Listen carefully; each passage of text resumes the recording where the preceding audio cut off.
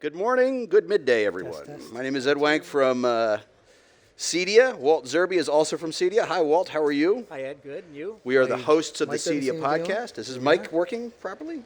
I think so. There we Sibilance, go. Sibilance. All Check right. 1, 2. We are going to talk about human-centric design, and first I'd like you to give a round of applause for our guests today, Peter Aylett and Rich Green, please. Let them hear it. Peter Aylett's been with Archimedia for some time. He also works with HTE, and Rich Green has traveled all the way from Palo Alto. He is with Rich Green Design, and we're going to talk about two things that these gentlemen know quite a bit about, as I mentioned, human-centric design. First of all, what is it? We've heard it applied to lighting, but let's start with a definition. Who wants to begin? Rich? Well, human-centric design is, by definition, excuse, I'm losing my voice. It was a way of getting out of an engineering mindset and into a humane design mindset. And some of you might remember, we went through kind of a dark period of user interface design. Remember back about 15 years ago, we had these remote controls, like a TV remote control with 140 buttons on it, and nobody could figure out how to use the darn thing. And some of us were designing Crestron and AMX touch panels that were not designed by usability engineers, and so our customers just ended up not using them very much. Around that time, some pioneering work was done by a gentleman named Donald Norman, who was a very early usability engineer at Apple, which is near where I live. And he started the ball rolling with this idea of, why are things so difficult to use? Why can't people just figure out how to get things done without having to read the instruction manual? So he took a completely different mindset into the Apple campus, and he was the usability engineer behind the Macintosh. Right. And the idea was, can't we just invent a computer that everybody can use? And the answer is, yes, you can. So the human-centered design phenomenon started right about then, right about 15 years ago, 18 years ago, and it evolved very quickly into what has now is being called design thinking. Okay, all right. Peter, what are some examples of human-centric design that works and doesn't work? I just want to take a little bit of a step back first and just Please. look at the concept of this incredible show that we're at, Integrated Systems Europe. And the thing I really love about this show, over and above every other show I go, is just the diversity of people here. We're from the residential sector. There's people from broadcast. There's people from staging. There's people from medical. There's people from education. And the thing that brings us all together, the single thing that links us, is the fact that we all have users of our systems. Yet we're coming to a show that is fundamentally a technology show. And what I define human-centric design as is the link between our users and the technology that we have. And the way I look at my job is to improve buildings and improve the lives of people using those buildings. And if I'm not doing that, I've failed. If it's technology for the sake of it, I've failed. If it's technology that doesn't get used, if it's technology that fundamentally is the wrong thing for the user or the users of that building, I have failed. So human-centric design, I always think, is the link between the discovery process, where you're finding out about who your client is, what their needs are, what their challenges are, and specification. And what I've seen certainly happening within the residential world is that step is often missed. That you go through some kind of sales process, you then go straight to specification, and it becomes all about the technology. And yeah, sure, we're here at a show to look at the technology, but it's a very obvious thing to say, we always need to go back to basics and analyze how are we leveraging technology to improve people's lives. So let's go down that rabbit warren, as they say, for just a moment. And so how do you what's that discovery process like then, Rich? How do you determine what the user really needs? What's the secret sauce? Well, in the design thinking process, which was an outgrowth of some pioneering work made by a product design company in Palo Alto, my hometown, called IDEO. David and Tom Kelly created this process by which you gain empathy for the end user. It starts with empathy. Yep. That then went into Stanford University and became the D School. So by gaining empathy with the end user, you become an anthropologist or an ethnographer. You go into their lives. You sit in their chair. You wear their shoes. You see the world from their perspective and have an understanding of where those friction points are, what makes their life a little bit more complicated than it needs to be. Mm-hmm. And then once you've come out of your head and into their head, and you've got some empathy from their point of view, you're asking the right kind of open-ended questions that cause them to tell you stories. And then you listen for the what's behind the words that they use. How were they feeling when they said that? So you really like an anthropologist. Once you have a better understanding of their needs, their point of view, then you can start developing processes around that. But it all starts out there. Yeah, so Rich, and Peter, so as part of your process, you actually will sit with your customer and potentially their family and do what? Well, a crazy example is when I'm engaging with a family and I start my client discovery, my design thinking process with them, I will literally ask, would you mind, could I, with all humility, have permission to come join your family? I'd like to come there about 2 or 3 o'clock in the afternoon. I want to see what happens when the kids come home from school. What do? Do they go to the rooms and play games, or do they come down to the family room? Do they turn on the TV? What are they using the TV for? When do they do their homework? When do mom and dad come home? How do they prepare dinner? Do they even cook, or do they bring food in? What happens after dinner? Does the family gather around and watch a movie, or do they separate into their separate bedrooms? And you keep going. So I become part of their family. I gain empathy for the family by getting into their lives and observing. So that's like ethnographic research. You bet. So you're basically watching them interact with the technology they have presently, Yep. and then how can I make that better for them? That's right. And one of the techniques used in design thinking is HMW. How might we? How might we improve the family's experience as they come home from school, as they come home from work? How might we make the TV watching experience more effective for them? How might we make the dinner preparation less painful? So you mentioned at the outset the remote, which is the user interface, but it goes far beyond the user interface, correct? Well, the user interface is probably the darkest part of our industry. Yeah, and which is the best user interface? You love to say this. No user interface. The best user interface is no user interface. How can you do that? How might we imagine a world without user interfaces? Here's an example. I do a lot of commercial work in boardrooms and presentation systems, video conferencing suites, huddle rooms. And there's a lot of technology that you all know about right now for companies out there on the trade show floor that have automatic input switching on video switchers. And so a scenario is, I call it hands-free automation, HFA.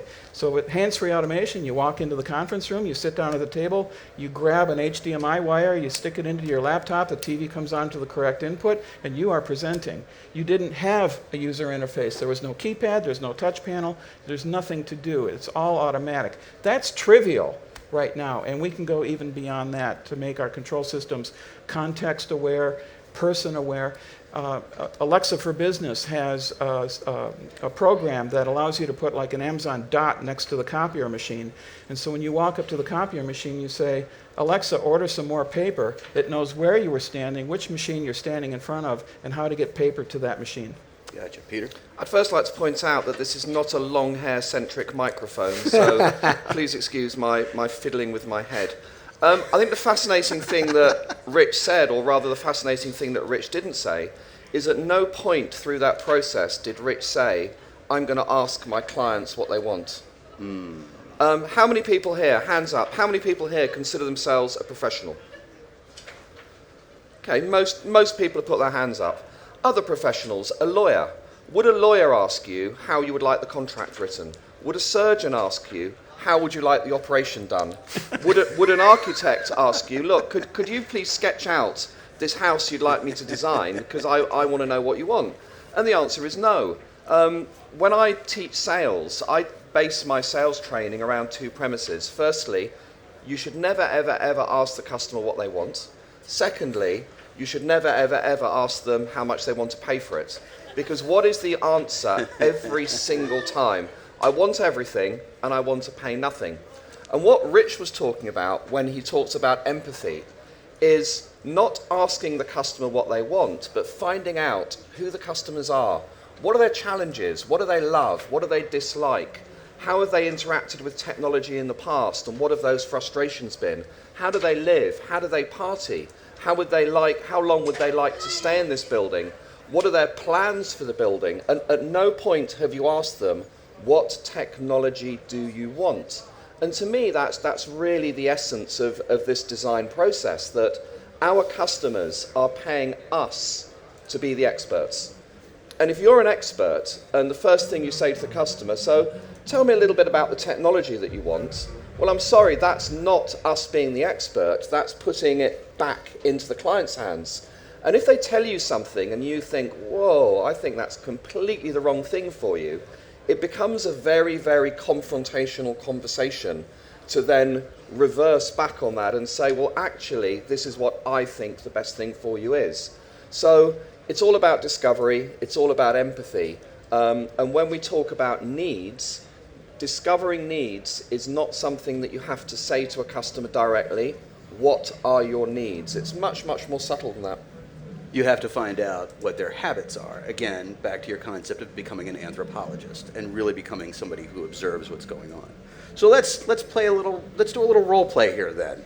I'm a customer and I say, I've heard all about this, there's all this great voice technology out there, there's all these great voice user interfaces. Rich, outfit my house completely from top to bottom with voice user interface, voice control. What's the problem? Well, first thing I would do, I wouldn't just start plunking Googles and Amazons and things like that around the house. I would start to understand. I would go back, gaining empathy, and say, "What is it you're trying to accomplish with voice?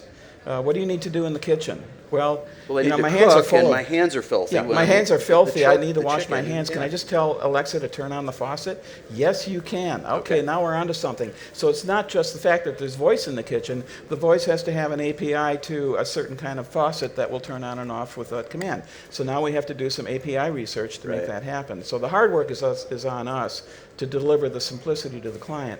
Or they might say, no, I just want to ask for music. Okay, now we're asking for music, and we have to find out, well, where does their music come from? So you have to be inquisitive. Right on. Are you using Skype? Are you using Tidal? Are you using Deezer? You know, and then you have to start managing passwords and access to the accounts and get all of that coordinated. All right. So let's go back and give me some concrete examples of good and bad human-centric design. Design that is human-centric truly, and design that takes a swing and perhaps a miss, to use a baseball metaphor for. Have you ever walked up to a door and not know how to open it or close it? Right? You don't know if you're supposed to push it or pull it. I mean, it comes down to that. Or you pick up a newfangled telephone and you don't know how to hold the darn thing. I went into a hotel room at CES in January, and my hotel room had a dresser stacked all the way up to the hanger bar. So the hangers were hanging just about this far away from the top of the dresser. This is not the way to design for human beings. You have to make everything usable. Get out there and try it. Part of the design thinking process is to actually prototype these things. Do easy, early, inexpensive prototyping of the designs you're proposing.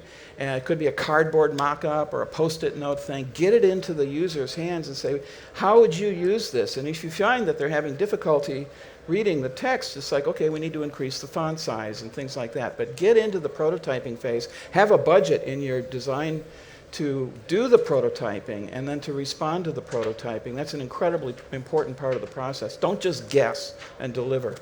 Expand on that process a little more, because I've attended some of these classes where you kind of scratch the surface of what happens at the D School at Stanford. And you guys have taught this, the two of you together have taught this human-centric design course. What do you cover in that when you bring a class in for this?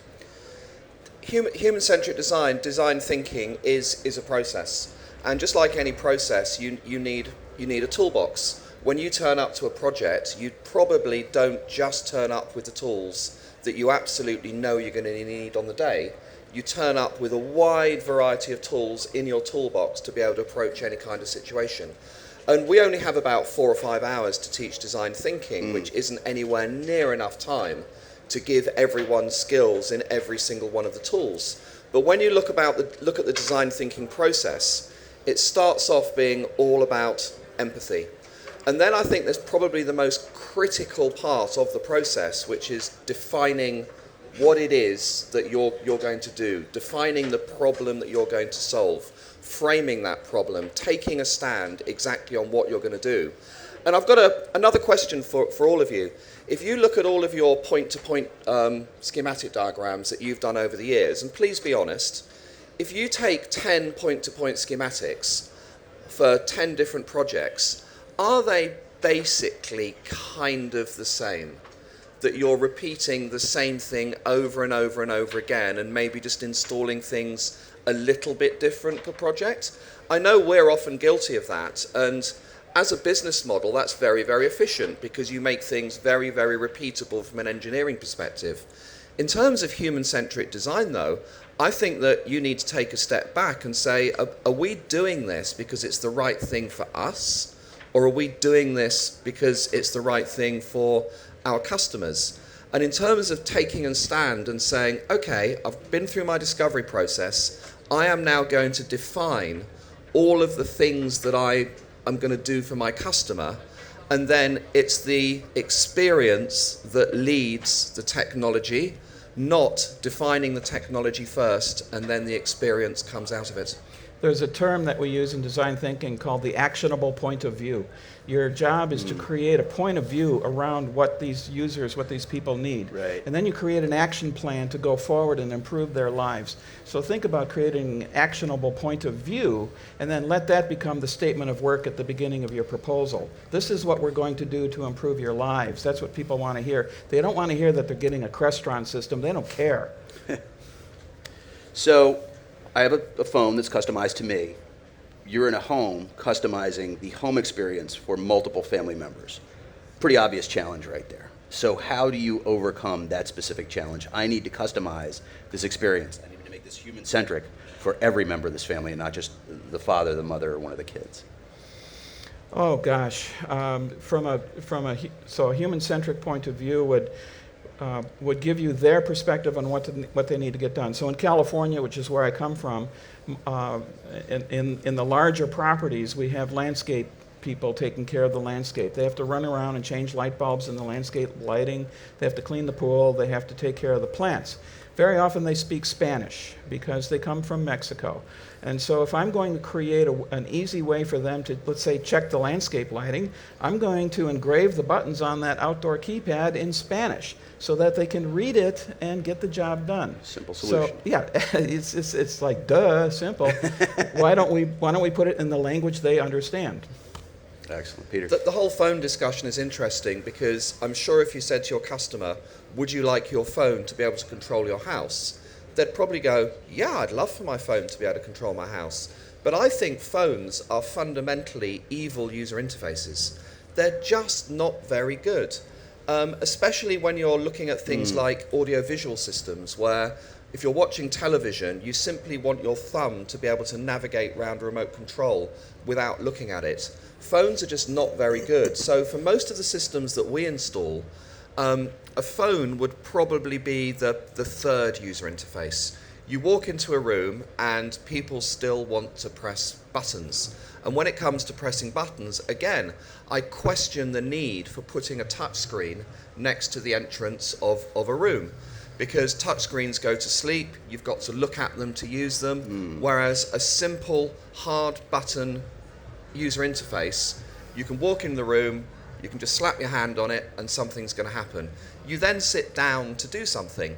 And again, I would argue that a remote control with fixed hard buttons on it is far more human an interface than having to find your phone, unlock it, open the app, and then look at it whilst you're navigating lots of screens. So, really to answer your question, Ed, I would argue if the phone was the best user interface for that family at all. Outstanding. I would agree in that. I also learned that exact lesson the hard way 20 years ago before design thinking was a thing. I had done a system for the world's foremost baby heart surgeon. So this is somebody you think has amazing hands, right? So I gave him a remote that did everything for the TV, and it was a touchscreen remote, no feedback at all. He threw it across the room after a couple of weeks and smashed it in a million pieces, and I'm like, it's like my dad threw this across the room and smashed the remote. I'm like, why? It's like, he needs tactile response. And if I had spent time with him to realize he wanted a silicon button than a flat touchscreen, I would have avoided that whole thing and having to do a whole new remote. Interesting. Wow. Yeah. So are there any companies out there who are really creating good feedback loops between integrators and what they're producing? Not really. Not really, okay. No, there's a lot of bad design happening in this industry. I just had words with a prominent manufacturer out on the floor yesterday because Really? I'm discovering fundamental flaws in the usability of their products. And we're pointing this out, and they say, "Oh, no, that can't possibly be." I said, "Oh, yeah, send a technician, and I'll show you 100% repeatable situation." And they were Right. like, "Oh, you're right. We're going to have to do a firmware update." The problem is we've got engineers designing products. You need designers and designing products, and then the engineers can solve specific problems that are defined by the designers. It's a very different kind of a process. Well, So I have a business question for both you guys. So repeat business, because you know customers and word of mouth. How do you find this when you do proper design thinking and you solve someone's issues? How has that affected you on the business side of your business as far as relationships, repeat business, any of this other stuff? You know what? When you ask an open-ended, probing question of your customer, you're doing that anthropology thing, and then you shut up, make eye contact, smile, nod your head, and it's like, I want to hear more from you. This is really good. Tell me some more. I'm learning from you right now. That is honoring them, and they feel that. And then they start to bond with you, and there's a sense of trust in the relationship. Once that trust is established, they will open up and tell you all kinds of secrets that they wouldn't have told you before, and you can start now to really dig into the biological needs of the family, the behavioral needs of the family, the psychological needs of the family. You've got to be able to let them know that I'm here for you, and I want to hear some more from you about this. I think it's really important to surprise customers, but surprise them in a good way. The number one rule of systems integration is that it's got to work every time. The number two rule of systems integration is that it's got to work every time. The number three rule of systems integration, you know what that is, it's got to work every time. But beyond that, I really enjoy when you hand a system over to a customer and you watch them using it, and they're surprised at the things the system can do that they never asked for. And those things come from the insights that you get from empathy. It comes from the insights that you get from the interview, that you have helped make that person's life better. And I will always stand back when I've finished a system, and that might be a single room, incredible home cinema, or it might be a whole house integration. And I will genuinely think to myself, have I improved the lives of the users of this system? Am I making their life better? Or have I just added a layer of technology complication that might one day break? And you know what? Nothing's different. I kind of split the industry into the binary and the experiential. The binary is the stuff that if you press a button and something happens, it's very, very difficult for it to happen better. I'm pressing a light, the lights are coming on exactly as I intended. Whilst that's quite exciting for a customer the first few times they use it, what you really want is that technology just to sink into the background and they not think about it ever again. It needs to almost be forgotten about. The experiential would be something like an incredible audiovisual system where, depending on the content, it can make them laugh, it can make them cry, it can stir up emotions, it allows them to play with their friends, it allows families to be in a room together. And I guess that's the side of the industry that really, really excites me, because we're enriching lives in a way, delivering those experiences that we're not necessarily doing with the binary. it's wonderful. Do we have any questions really quickly before we get out of here? We've got to wrap this up in a moment, but if anybody's got a question for the gents, this is your time. If not, Ed, I've got a comment. please. One of the things that I've been focusing on for, about 10 years now, is the word grace. Grace. Think about grace in design, grace in technology. How does that make sense in what we do? You go to a party, you had a great time, you're walking out, you say to your wife, she was a really gracious hostess. And what are you actually saying? Well, the party took care of the human needs. There was plenty to drink, really good food to eat, fascinating people to have a conversation with. When I went to the bathroom, it was clean and there was plenty of toilet paper. That's grace. You're taking care of the human condition, the human needs. So grace in design is like an impedance match between technology and people. It harmonizes. It just flows. It flows with their condition. It flows with their expectation. Think about the biology of the human being. Think about the sociology of the family, and then create gracious experiences that just harmonizes with their condition, with their behaviors. And I think we're going to be moving into a better era. If you don't mind, we're going to leave it on that graceful metaphor because we're just about out of time, if that's okay. But CEDIA.net, the CEDIA podcast, we have discussed this in great detail in the past, and you can find those podcasts there. Appreciate it. Walt Zerbe, how about a round of applause for Rich Green and Peter Aylett?